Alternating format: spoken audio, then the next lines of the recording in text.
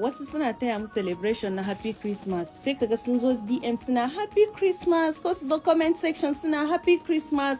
Wayansu tsinannin sai su dinga zuwa suna cewa haramun ne, babu kyau a taya mu murnan Kirsimeti. Kai, wai dan Allah ba za ku girma ba? Har yanzu ba za ku cire wannan wawancin na nuna bambanci ba? To bara ku ji, ka wishin ɗina Happy Christmas o, baka wishin ɗina Happy Christmas ba o, bai dame ni ba. Musulmi yayi yankan sallah o, ba musulmi bane yayi yankan sallah o, idan ka bani nama zan ci, idan baka ban ba zan tambaye ka, idan ka bani zan ci. Ba na kyashin addinin mutum, sannan dan girman Allah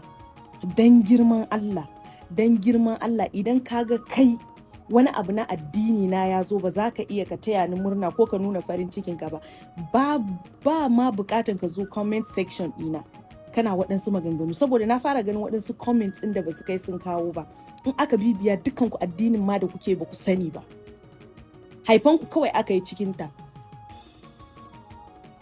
Ku zo ku dinga zagin mutane, ku zo kuna faɗan bakar magana kawai dan musulmi ya zo under comment section ɗin Christian ya ce mata barka da Christmas, ko kuma Happy Christmas, ko kuma ina naman Christmas ina, sai wasu zage-zage ɗazu naga suke a comment section ɗina.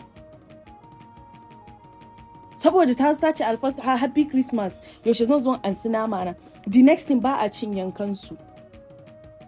To kar Allah ya sa ku ci, idan kuka yi kuka bin zan ci. Ba na kyashin addinin ku,